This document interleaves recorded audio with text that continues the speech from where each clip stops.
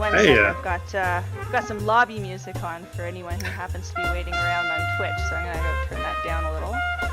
Or maybe abruptly cut it off. There, that wasn't awkward at all.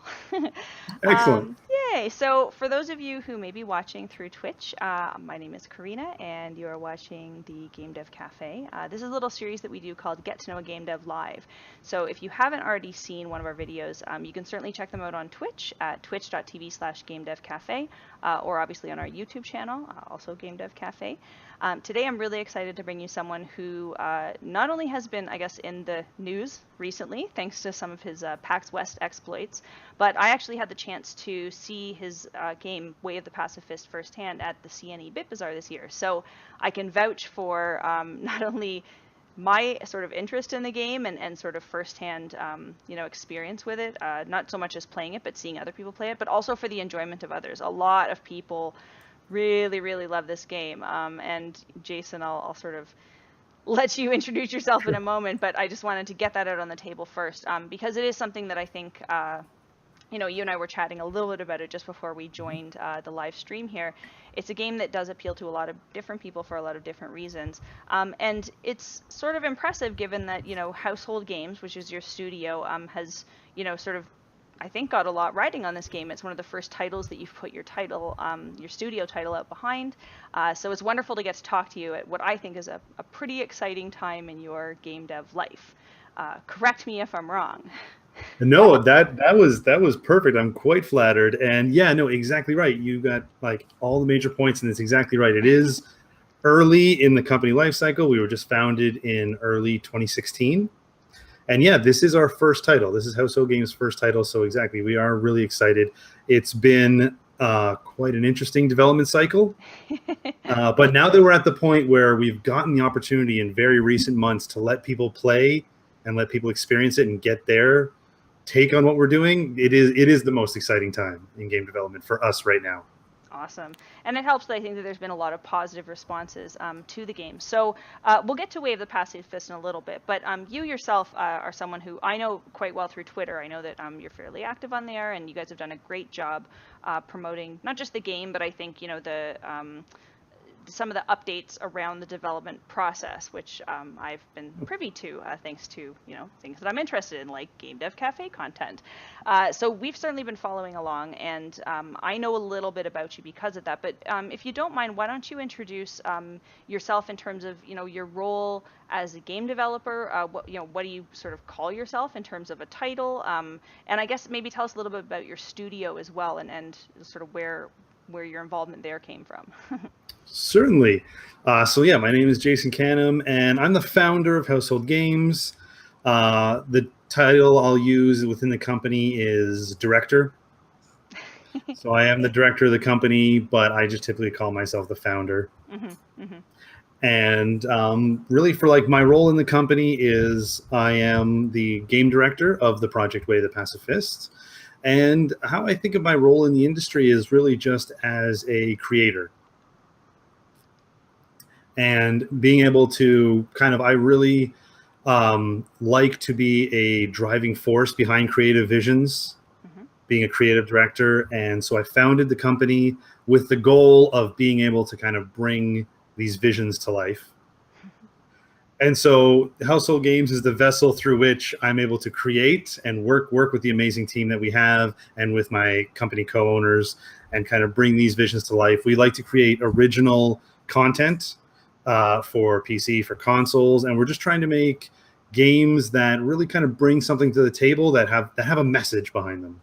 Awesome. And I think this first title is a great example, but that's I think that's something that a lot of devs aspire to do, and it's nice that you actually have a studio and, as you mentioned, a team and sort of a whole legitimate business up and running behind that sort of mantra, because that's a really nice philosophy to try and put forth in the industry. Is there anything that you think is particularly strange about your role as director, or maybe studio founder, that people might not understand, or this might come down to more of your day-to-day, but what is sort of weird about doing what you do in the industry? Certainly. So the biggest thing is being an independent developer, being an indie, is this goes for pretty much anyone involved in the project, But people often say indies have to wear many hats. Mm-hmm. And with this project, I'm both running the company, so I have to run the day-to-day operations of the company, which is a job in itself. Then I'm also assisting with the coding, with pixel art, with marketing, just because of the independent nature of what we're doing. Mm-hmm. How we're a new company. I take on multifaceted roles. Mm-hmm. There's lots of people who are part of the team who are absolute experts and are nailing everything. I kind of find myself being an assistant to everyone else on the team. So there is a lead programmer, and he's doing an amazing job. Our art director is doing an amazing job. Mm-hmm. And then I'm kind of there to just assist them here and there. And I've been doing a little bit of that for everybody. And that's just part of making sure like this little indie operation can run smoothly. Is like there's a lot that I have to kind of manage and take care of. Absolutely. Well, it's nice to feel needed as well. Is this something that, is that sort of necessity of being involved in all aspects of a team, despite having a lot of expertise on the team? Is that something that you anticipated when you first started your studio, or was that sort of strange and different to you as well? No, that comes hand in hand with being an indie, with being independent. I mean, it's quite widely known that like anyone who is especially a small independent startup will say that's kind of how you have to. That's your fly-by-night operation. That's just the reality of the situation. And I guess it's not necessarily an unpleasant thing. I guess I didn't mean to make it sound as though it was a negative. It can be a fun challenge too. Oh, certainly. It's a learning experience, I guess, is maybe one way to look at it. And I assume, based on the fact that the game has, started to show and everything, that the studio is sort of on track and on schedule, and things are sort of going well in general. Yeah, it's a challenge all the time, but the entire team has been working extremely well. And we have managed to stay on schedule, on task. We've been very focused. It helps that we're really excited about what we're making. The team is really, really excited. And especially now that we've gotten people to play and see how they've been receiving it, it's kind of just fueled us. It's that motivation. That's another nice thing about that small team too, is that, you do get the ownership. So when you make something wonderful, you get the feedback directly in it. Most certainly, exactly, like and that's at you. Exactly, and that's one of the things that's very appealing. Like, there are challenges to indie development, but one of the most positive things is you can take that level of ownership. And whenever somebody comments on how the art direction in the game is quite excellent, which we've gotten, I can point to a specific person and say that's Gavin. That's our art director, Gavin. Very cool. That's thanks to him. People have commented how the character sprites and how the animations are amazing, and I can point saying that's our animator, Rosemary. She's done an amazing job.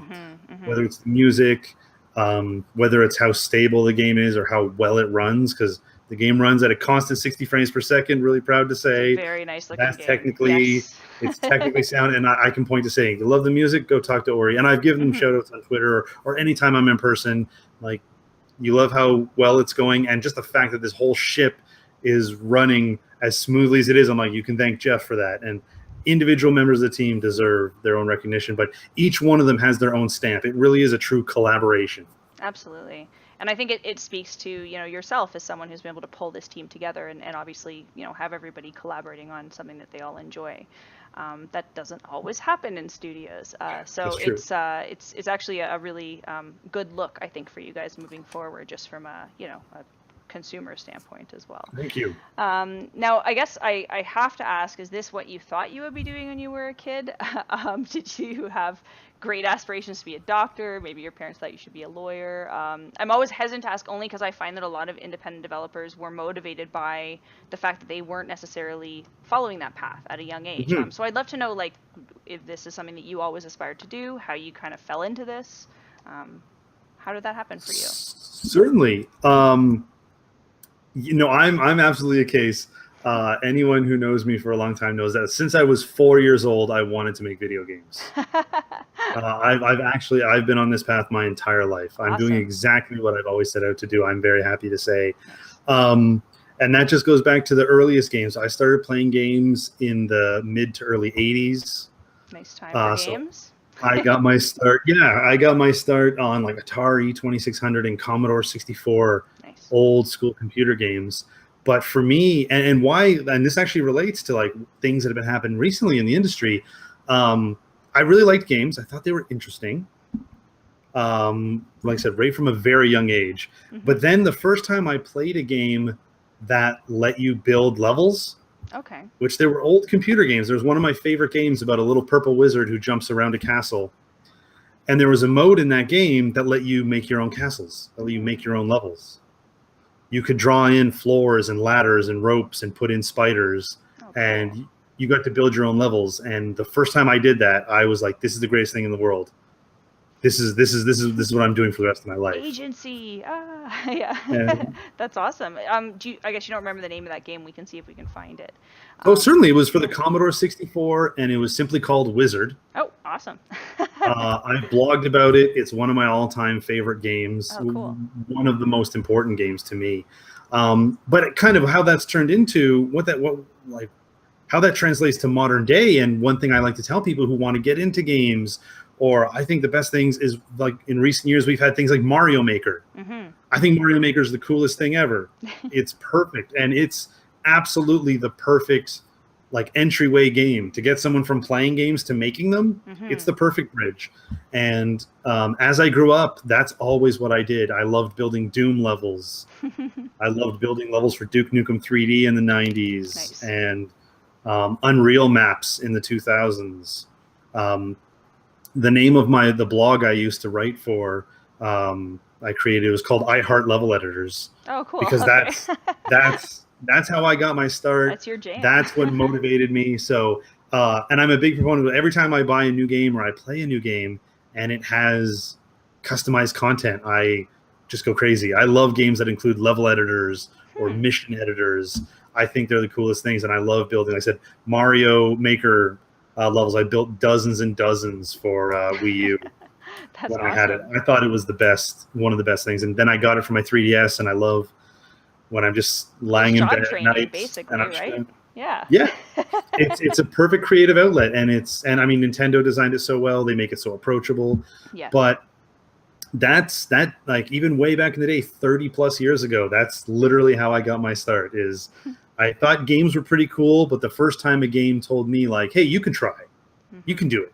Why don't you try?" And I was like, "Oh, I can do it. I can make something. Other world. This is neat." Totally. It was really opened my eyes, and I really have just been focused on it ever since. Now, did that influence some of your choices when it came to school and sort of career work and things like that? Like, how involved have you been in games your entire life, or was this more of a personal passion that you just, stuck with and turned into a career? So it was definitely a passion for the longest time. Like I said, I would share levels on message boards back in the late 90s and stuff. I made I downloaded thank you. I downloaded an editor that let me make a ROM hack for Super Mario World, and I rebuilt the entire game. Wow. With new levels, and I would trade those. But then realizing, pursuing it as a professional career, I admittedly may have gone overboard with my education. The path I took was quite winding. It's not your typical path, because I went to art school, and I took computer science in university for programming, and then I went to a game design school. Wow. So you covered all the bases. So I did, which wound up, it was quite costly. It was quite, but I felt that when I was ready to enter the industry, I was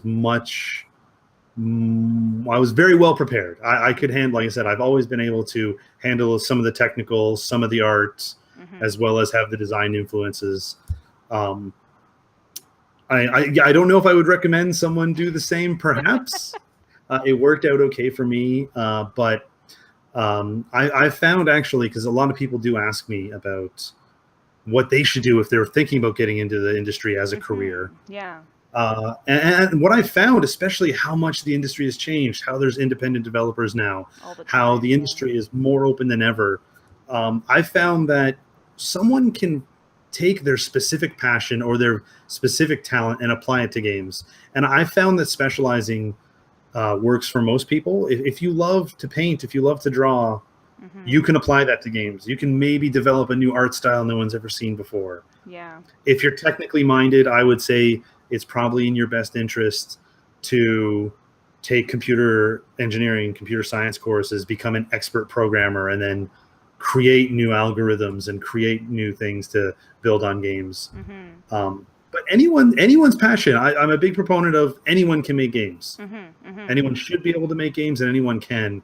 And we're in a prime era for that. Like we're in the perfect age for anyone making games. And we're seeing some of the most original and coolest games we've ever seen because we're getting all of these voices from people. Absolutely. So, yeah. And there's a lot of support, I think, for games now as well. It's, I mean, I know you're based in Toronto. We're also based in Toronto. We are part of a studio that grew out of the Montreal community. So if you happen to be in Canada, there's a lot of support for the games industry and especially for independence within the industry. I guess I am a little bit curious if this is sort of a point where you feel that you're successful as a game developer, and that might not be a question you can honestly answer, but you know, it's hard sometimes to know there's success. I don't mean like in terms of money, but you know, as far as a career, do you feel now you're sort of legit and established and you know you're doing what you were meant to do? I do feel really comfortable right now. I have just over 10 years experience in the industry, which is another thing. People often ask, or when I'm chatting with people and I tell them kind of why I was able to embark on this new venture and why I was able to start Household Games was because I had that experience. Because the industry can be quite intimidating. The market can be intimidating. But once you, like, you know, working in the industry, working with different teams, learning from a lot of people, I've learned so much over the years. I feel like now it took a long time. I would honestly say it took until very recently, as a matter of fact, like within very recently, that I did feel like I had gotten to the point where I felt comfortable and where I felt that I've had some accomplishments and proud of what I've done. Excellent. Well, it's nice to hear that the impression that we're getting from the outside kind of matches how you feel. Well, that's good. But I'm even more excited for what's next. Excited for where things are to go from here. Excellent. But it takes time for almost anybody, I think, to get to that point, for sure. For people who might be, you know, in sort of your position, let's say 10 years ago, where they're, you know, maybe just entering their educational track in the games industry, or maybe they're even considering how to venture out independently. Is there any sort of challenges or pitfalls that you'd warn them to be watchful for? I think, you know, sort of endurance is a big one that comes up a lot. And I don't mean that in terms of crunch, but just in terms of, as you mentioned, like 10 years down, you're just now feeling sort of a sense of accomplishment. So is there anything that you might tell sort of your younger self to just, you know, look out for or be aware of? I would say to, I would definitely say to anybody, and definitely myself 10 years ago when I was getting my start, which is that you'll be working with so many amazing people, and you'll be learning from so many amazing people that you should take that to heart. And you should not downplay what you accomplish. If you work with a team and you finish a game, that game doesn't have to sell 1 million copies for it to be successful. You accomplished something. You learned from that. That's valuable. Don't diminish the value of that. Yes, that's a good point. Whereas early on in my career, I may have worked on a couple games that, you know, weren't blockbusters or got a bad review here and there. And I was a little, you know, I might have been left feeling like, oh man, was this even worth it? Why did I spend the last year making this game if it's not? Questioning, yeah. But it's like, now that I look back on it, I realize that I learned so much from that experience, from making that game. And the people I was working with taught me so much, and I grew, and it led me to where I am today. So you're right, it takes that time, but almost everything along the way you'll learn from. Don't think that you have a successful career only because you've shipped 10 games that have sold 1 million copies each. That's not the reality. Totally. And take your lessons to heart, and every single day you're growing, you're learning, and that's just gonna turn you into the person you're gonna be, and you'll be proud of that person. Absolutely. Undoubtedly when you get there. Very sound advice. You can tell that you've been in the industry for a little while. Honestly, I feel like you maybe have to go through some of that to learn it, but hearing it from someone who does have the experience in hindsight, I think is valuable for a lot of our audience. I know that, you mentioned that you did a lot of school and obviously, yes, expensive and yes, challenging. Were there any sort of personal challenges that you faced along the way that you felt maybe contributed to your success, or in other ways just sort of shaped how you've approached games at this point? Personal challenge would just be, the kind of things that like I said, I know a lot of people deal with, and lots of people who work in all creative fields deal with certain degrees of self-doubt and second guessing your own instincts. And once again, that's another thing that comes with time. I've learned, across a decade, that I can trust my gut instincts. Yes. They come from experience, and I should listen to them. And that was tough to overcome, because you don't want to, you don't want to swing that needle into the other side of the spectrum, where you're resistant to opinion, you're resistant to other people's comments. But kind of dealing with that self-doubt and gaining the confidence that's necessary. And like I said, that's a slow build as well. That's something that has recently happened, of course. Excellent. Well, I think, and striking the balance, because it's probably going to be ongoing. You'll start a new game and it'll come right back to you.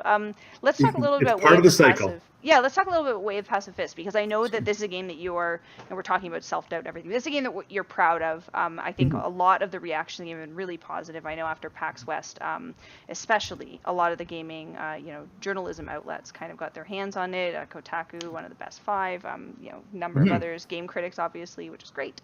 I am curious, I guess, whether you set out to make this game, or whether this game developed out of some other idea that you started with, because it is very unique. We'll talk about some of the different ways it is unique, but how did the inception begin for Way of the Pacifist? Certainly. So it was motivated, when I founded the company and when I started working with my partners. It was motivated from the fact that we wanted to create something that would stand out. But most importantly, it really just came from me thinking about, like I said at the top, the reason I created Household Games was to create the games I wanted to. And it was just thinking about, what games do I enjoy and what have I been looking for in that type of game. So the game is literally born out of, I'm a big fan of the beat 'em up type genre. I love playing all those games. They're some of my favorite games of all time. But then the game designer side of me says, like, well, what have they not done? Why have we not seen something different in this genre for so long? Right. It's a cool genre, and beat 'em ups are really neat, but they wanted a little. I wanted to give them a shot in the arm, right. But not just for the sake of it, because one thing I'm very happy with about Way of the Pacifist is from the visuals to the story to the characters to the background. Everything about the game is not done because there's no element of status quo. Everything is there for a reason, and so it wasn't just let's do it for the sake of doing something different. It was motivated from my experience playing fighting games, and my experience with games I've worked on in the past. Because I've worked on games in the past that have a fighting element to them. Okay. And things that I would notice from players playing them is they would never think about their defensive option. Right. I worked on a game. Thing they think of. Exactly. Yeah. Like I worked on a game that was considered quite difficult. And 4 years ago now, like I was yelling at my TV, yelling at YouTubers, going like, "The game's not hard if you block. Just use the You're button. Missing this key element." Give it this. And born out of a bit of flippant facetiousness, I was like, well, what if this game you can only block? I'm going to not give you the option. But really that, and then I kind of, like I said, flippantly said that. But when I stepped back and thought, well, what does that mean for game design? Right. That's when I realized, well, I'm asking players to play in a way they've not been used to. So that's been risky, and that's been a bit of that was the question, which is why we're Will it still relieved be that people are into fun? it. Yeah. Exactly. But yeah, kind of the game came from like taking my favorite games, thinking about like how can I get people to think about the games the way I do? Because when I play fighting games, I'm a big fan of playing fighting games. Your Mortal Kombats and your Street Fighters. And when I play those games, I play defensively. I watch very carefully. I wait for my opponent to do something, and then I react to it instead of just jumping in and throwing out. It's like and I think it's cool. I bet you're hard to beat. Yeah, I was gonna say those types of players are tricky. Well, they don't make as many errors. I'm okay, but the people who are really good at those games. But even so, when you get a chance to speak with or you watch interviews with like the top pro players, they all reinforce that. That's the difference between the high level players and everyone else. Is that they do things like they read the opponent, they watch their moves, and they react to them, because fighting games are really about reacting more so than just it's kind of like if your head is just thinking fireball, yeah, no matter what, I'm going to do a fireball, mash. Yeah. Whereas the good players like, well, I'm going to wait for that fireball, and when he sends that fireball out, I know exactly how to counter that. Absolutely. And it's cool. I think it makes the games way more fun. So I was kind of like, I want to teach players, hey, there's a different way to fight, and I think it's cool, and I'd love for you to give it a try. Yeah, and it's interesting the way that you've done it. You've done it in a way where, sort of as you mentioned, you didn't completely restrict the player's options. It's not that you have to play defensively, but you are much better when you do, and it feels. Or I shouldn't say feels. I haven't had a chance to actually play the game hands-on, but I did stand right next to someone who was playing it at your cabinet at the Bit Bazaar. So I have a good sense of how the gameplay works with the controls and how someone's reactions are from an emotional standpoint. It feels right when you play defensively, which is a beautiful thing. And I think that that's something that, as you say, a lot of other fighting games, whether or not they have that option, they don't necessarily highlight that option. And as a player, you don't feel rewarded for using it very often. Every now and then, when like you're down and you're about to get killed, and you save yourself. Okay, great. But exactly, and we try to make it exactly. Every moment of the game is a mini celebration. That's why we have. When you put that hand out and you block that punch, you parry that punch, there's a spark that goes off. Yes. There's sound effects, and you get score for doing that. Yes. We actually award you points. We award you. There's a ton of positive reinforcement for that, because we're saying like, yeah, you've got it. You're doing it. Now, it's worth mentioning some of the other fun parts of the game, too. So as all of this is going on, you're also in this really beautiful environment. I mean, the art style is really gorgeous. It's not necessarily something that people won't recognize, so it's not like way out there. You won't have to like figure out an environment that's unfamiliar. I am curious if the sort of art style and the fighting style or non-fighting style, and I guess also some of the rhythmic elements, did all of that develop at the same time, or did you focus first of all on the passive fighting and then sort of work in these other awesome features? It did actually all flow hand in hand. It's part of why the development's been able to go as quickly and as smoothly as it has, because everything informed everything else. We knew we wanted the combat to work this way. That meant that we were going to get this rhythm element from it, and the elements had to be clear, so they had to look like this. Yes. And everything, art informed design, informed mechanics, which then back informed art, and it made a nice loop, which doesn't happen with every game per se, because sometimes the visuals will be at odds with the difficulty, but we tried to keep everything consistent. It looks the way it looks very purposefully. It sounds the way it sounds, once again, very purposefully, and all of those elements feed each other is what we tried to do. So it is very coherent, yes. That's one thing that we've heard that we're very, very proud of, and we've heard is like, we've had people walk up and they look and they say, oh, I get it. Like I look at the screen, I know what type of game this is. And they're like, I watch for 30 seconds and I see how it's different than I'm expecting, but then I get how it's telling me what I need to know. And they're like, right on board with it. Right. And I think that's also why I really like that you put it in a cabinet, because it has that familiarity to it, but then you kind of try it as something really unique and weird. The cabinet, exactly right. The arcade cabinet machine that we built, that I say I constantly refer to we because it is the household games, but it was actually, it is a grand we, but it was built by Jeff who is the company technical director, the lead programmer on the project. Awesome. He put that together in his garage Wow. over many evenings, Talk and about a he did an talented amazing job. team. Jeez, yeah. You guys are Many lucky. hats, once Yeah. again, many hats. So we have a Many. lead programmer who's also a carpenter. Very cool. Good Oh job on dear. both. But Well, the idea as well is that, like, it's a 5 foot tall monolith that immediately just, this is the game. yeah. You see it, you get it. You're like, no, I get it. I get what kind of game that is. And we're like, yep, what you're expecting, that's it. But then, yeah, once you settle in, you're like, hey, I'm in the right mindset. Mm-hmm. And then we say, but now just adjust your expectations. Here's a little surprise. Exactly. Exactly. No, and it made a really big impression at certainly the CNE. I'm sure at PAX it was very exciting to have that on the floor. I do want to, and I'm not purposely avoiding the topic of accessibility. I just know that you've gotten a lot of attention around the accessibility features. It's something that's very near and dear to my own heart. I'm very passionate about sort of this new, don't want to say trend because that sort of belittles it, but this new, I think, awareness and attention to the need for accessibility, the opportunities around accessibility, and the fact that it's, a bigger gaming market than maybe people realize. Much bigger, much bigger.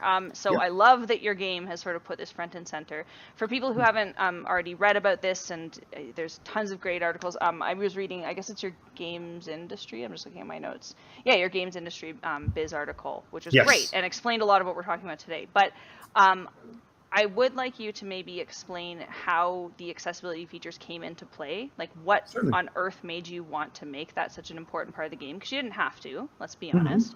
And I guess, is this something that changed the development direction in any way? I don't know if it was part of it from the get-go. Certainly. Okay. Yeah. No, perfect.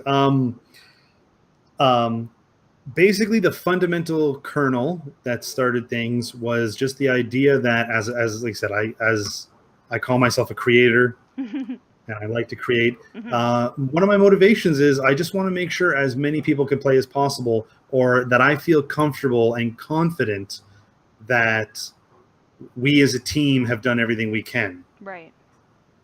And there's a lot to do, but I realized very early on that would be really cool, but I don't quite know what that entails. I don't know how big that is. And that was the motivation very early on. Okay. And then in the summer of 2016, I was watching on Twitch the Summer Games Done Quick speedrunning marathon, which is one of my favorite weeks of the year, along with Awesome Games Done Quick. I do a bit as I'm a speedrunner myself. Neat. Okay. I love speedruns. I think it's a great community. But I was watching the charity marathon, as I usually do, and one of my favorite Twitch streamers, who I've followed for a few years, actually, because he's almost a hero of mine, because he speedruns some of my favorite games, and he's super cool. But Half Coordinated did his speedrun. And he plays games with only the use of his left hand. That's right. And he did a speed run last year's, I believe it was, for Momodora, which is a Metroidvania anime game that's on Steam. But he went through, he beat that. It was really cool. It was actually my first time seeing the game. But then afterwards, he kind of just like took a few minutes out, and he just gave this speech about about how through perseverance and pushing yourself, you can accomplish great things. And it was extremely motivational, and it really touched me. And I immediately, upon watching the stream, was like, I want to reach out to him. I want to talk to him. Yeah. So I did. I reached out to him on Twitter. Then we started emailing back and forth. Nice. But right away, I asked him if he wouldn't mind working with our team in a consultation capacity, that he can help us out. Very cool. So we came to some agreements, and I hired him in a consultant capacity. And that was very early in the project's life. Like, we didn't even have our first prototype running yet. Oh, really? So we were still working on just getting our very first prototype. And I was already speaking with him. And what that did for us was that allowed us to not treat it like a secondary feature, or not okay. treat it as an afterthought. So we had meetings right off the bat, and we said, like, what's important? And he let us know. He mentioned all kinds of things, like, well, he's like, you can save yourself a lot of headache if your controls are just set up like this, if your visuals are set up like this. Like, he just gave us the tools from the very beginning and gave us the guidance from the very beginning. Because, Awesome. I had thought of a couple things, like, well, I know color blindness affects many people. Yeah. There's people with varying visual impairments, physical impairments. But I was like, well, I know those are things. I don't know what to do about them. Yeah, how to So accommodate. Exactly, and having him as an expert to say, well, here's from my experience. That's really interesting and very wise. it benefited us hugely. Well, thank you for saying so, but it was all him, and he told us what we needed to do. And because we thought of it from the very beginning, it didn't delay our game at all. Right. It didn't affect development whatsoever. We were just able to fold everything in. We're doing our best to get in as much as we can. And we're seeing that we're like I said, we're doing our best to do everything that we can for the game. So the lesson I've tried to tell everybody, or I've been communicating to everybody, is if you think about it early, it's a non-issue. Because I know there are many games that finish making the entire game, and then they're like, cool, we just found out this bad guy isn't colorblind friendly, or the game gives you red orbs and blue orbs, and the blue orbs are bad, but the red orbs are good, but certain people can't tell them apart. Yeah. And it's like, well, what do we do? Whereas if just from the very beginning you're thinking about that, you can turn them into red orbs and blue triangles. Absolutely. You can do things if you're thinking about it. That way you don't have to make the orbs and remake the orbs. And then also, from talking to him, things that we didn't even know were issues, things we didn't even know existed, like people with varying degrees of cognitive ability. And that can include slow reflexes. That can include people that can be easily overwhelmed with lots of information on screen. Right. And thinking about that, which is something that hadn't even occurred to me because I hadn't really thought of it. But when he presented that turned into the way we're handling our difficulty settings. Right. Which is that the game. Unique. Yeah. Thank you. And yeah, we're really happy with it. For an action game, it is a bit of a departure. Instead of the game having like easy, medium, and hard settings, or using the word normal, which I think not a fan. Not the best language to use. Instead of just offering that, we give player access to individual settings. We say, how strong do you want the bad guys to be? Like when they punch you, how much did that hurt? How many guys do you want to fight at once? Do you want to fight up a lineup of like one guy after another? Or do you want a crowd of 10 guys to hit you all at once? Right. And you can affect that. And so you can say, well, I want to fight very few really strong guys, or I want to fight a big group of weak guys. Because, like, I don't quite have the reflexes to hit that button a ton. Right. I still want to be challenged in a different way. And it also lets players, and the thing that's great is it's accessibility minded. It started about accessibility, but it turned into a feature for literally 100% of players. For everyone. Every single person who's going to play is going to be affected by it, and they can tune to their heart's delight. If they're like, I want to practice my razor sharp timings, or I want to really practice nailing those perfect timings, but I want to do it against a weak enemy. Just create that or experience.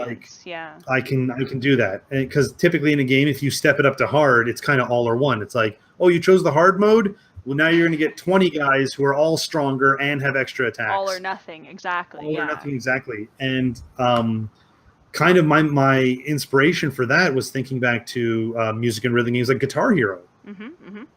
I remember playing Guitar Hero, and I'd play on like a certain mode, and I was like, oh, the notes are moving a little slow. I wish I could be faster and really feel like I'm shredding.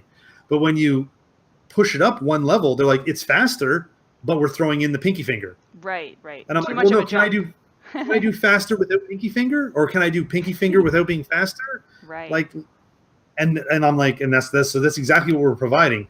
What part of the game you're like, I don't want it to be harder, but I want it to be faster. Interesting. Make it a ton more guys who aren't stronger. Then it's faster paced without being harder. And yeah, like I said, I'm kind of rambling at this point, but well, you know what? It's really reminiscent. Express. It's really reminiscent of the level editors that you love. except Oh, yeah. down to a minute degree where you're not just customizing the environment that you run through or sort of like where you have to jump and obstacles to avoid, but you're customizing the actual real-time experience that you're going to have during the game. And Mhm. I don't want to put any pressure on you, but it would be great if in the future games actually move to an area where, not as like a female player who's good on normal level, but as Karina, who's, me personally, an individual very unique, if I had a game experience that was completely customized to my perhaps player scores or player ratings or all the Mhm. biometric feedback that games have collected from me along the way, because we know that's Sure. coming. I really see this as a step towards not just catering towards people who need it, as you said, but catering Mhm. towards everyone in general to make everything better for everybody. So Yeah. accessibility, people often say like, it's a trend, or they tout it as sort of like, the catchphrase. I think that's is the word that I've heard used most recently, but it is something that really does affect everyone's experience moving forward. And as you say, the sooner we start to think about it and the more fundamental a component it is in our game design, I think the better experience we're all going to get. So I Yeah. really Exactly see right. this as, I see this as groundbreaking, not necessarily from the concept, but groundbreaking certainly from the execution and the implementation, because, a lot of studios, as you say, don't do this. Yeah. Yeah. And exactly. And our lesson has been we're a small team, we're a startup, we're an independent, and we're able to do great things because we thought of it early. So Yeah. Very anyone good can. takeaway. Like it comes back to my thing of anyone can make games, and even extending that a little bit. Not only can anyone make games, anyone can make games great.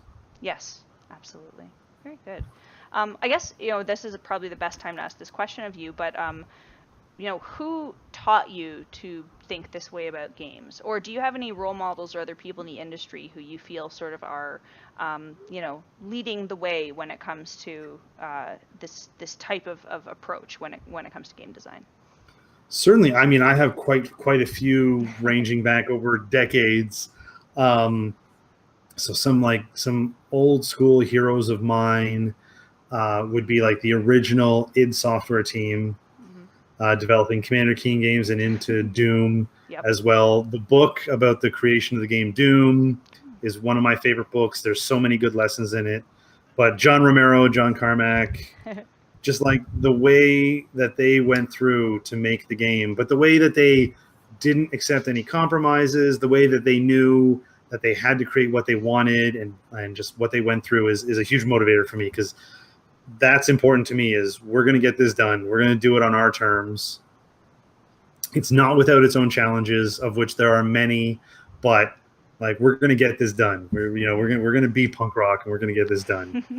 Awesome. um, and that that was always very, very important to me. And I have other people within the Toronto development community that have been important to me and have provided me with guidance. Hmm. Um, one of which is another Toronto independent developer, Benjamin Rivers. Oh, nice. I know He's Benjamin. he's a he's a yeah he's a hero of mine, because same kind of thing. And before, like well before I started my own studio, he started his, Hmm. and he's made great things. And he's been a person that I've gone to for guidance, and whenever I've kind of needed it. Nice. And the Toronto game dev community has tons of leaders and great heroes in it. For right now, especially for independents, but I mean, you have lots of great leaders as well, fostering the community. Like a lot of the leaders that are at studios like Ubisoft in town, they do great things, and they're very supportive of the independent scene as well. Yes, definitely. But like in terms of like going way back to what inspired me when I was young to like kind of people that inspire me now, like that's Hmm. I think I think you make a good point though that there's people who maybe inspired you in your past and are bigger names, and then you have these like local, very personal examples. That's the mhm. beauty, I think, of the game dev community. As soon as you start to reach out, you get quite a lot in return. And whether you're trying to do Yeah. something unique or trying to promote a game or just trying to get some questions answered, yeah, there's a lot of role models out there. I consider you to be one of those, I should say. As I said, Oh, I've been following you on Twitter for quite a while. I love seeing what's happening with Way of the Pacifist. I'm really happy that you guys are getting a lot of attention for it as well, because I mean, I think it's deserved, but I also feel that you have kind of a good message to teach others just well, about, thank you. yeah, about the approach to game. I know that we're, running a little bit long, and I don't want to eat up your whole day because, business awaits. But I am curious, just to know what sort of comes next for Household Games. So I don't know Sure. if you have another project in the works. I don't know if this is going to eat up the rest of your life for the next 5 years. But yeah, I'd love to know what people can expect from you, and obviously we'll link up all of your social media accounts they can follow. But yeah, can you tell us what's coming next? Certainly, we are at this exciting time in the development of Way of the Pacifist. We're fully concentrated on finishing it right now. It is our focus. Awesome. We're going to make sure it turns out to be everything we want it to be, and things are going really well in that respect. We've been telling people that, we're getting close to the end. What we've had to show off right now feels really good. We're just putting on the final bits of polish. So we'll be launching very early next year. We're working on getting these final touches in so we can get a firm release date. Nice. But I mean, if you stay tuned, we'll be announcing that over the next couple of months. We'll be releasing very early 2018. We do have our Steam page is live right now Yes, so for the game, wishlist and that right away. And I think also you guys put up a lot of updates about where you are and sort of the press that the game is getting and things like that. So if people are interested, they can just follow along. Yeah, we'll be making some more announcements. We'll be keeping people up to date on the development. We have lots of little tidbits to share over the next couple of months. Are there any? We want to show off. Are there any events where the game will be shown? I know that you guys just left PAX, obviously. We just left PAX. We're just in the process right now of planning our next few months. Nice. Once we get all of our plans locked in, we'll definitely be sharing with everybody. But yeah, we're excited about a few opportunities coming up. And yeah, we would love to get some ways to get more players involved, spread it a little bit more, get more people involved. And yeah, we will be, when we get everything for sure and we get all those plans booked, we'll be sharing for sure. But yeah, we definitely want to be sharing with a lot more people because we love meeting the community. Like, in addition to the game dev community, the game player community, we're big fans of. And we love reaching out and getting new people to play. And we're going to create opportunities for that to happen. Awesome. Definitely before launch and in the next couple of months. Awesome. It's a fun game to watch other people play too. So I do hope to see you guys at some live events. I guess, in the meantime, Jason, you mentioned the Steam page. So you can go and wishlist the game there for now. We will make sure to post, obviously, this video afterwards for anyone who may have tuned in part way. We'll include links to all the various places where you can learn about Household Games and Way of the Pacifist, as well as Jason and his team. But Jason, thanks so much for your time today. I think this was really insightful. And again, I think that you're an example of someone who's doing games maybe a little bit differently, but a way that is very future-minded and refreshing. Thank you very much. That is, I'm flattered, and I think that's so nice, and I appreciate that as well. That Absolutely. Actually that means a lot. My pleasure. And we look to see more from you and your team. Hopefully, this is the first of many unique titles that you guys will release under Household Games. I hope so too. Absolutely. Again. For anyone who happens to be watching, thank you so much for tuning into GameDev Cafe. We do this generally every week or so. Starting in a couple weeks, we're going to be talking to speakers from the upcoming CGX Montreal event, which is really exciting. But for now, as I mentioned, we've been talking to Jason Canam of Household Games. Feel free to check out this interview on twitch.tv/GameDevCafe. It will also be up on our YouTube, or you can go to GameDevCafe.com and get all the links and details. My name's Karina, and we will see you guys next week. Take care. Bye-bye.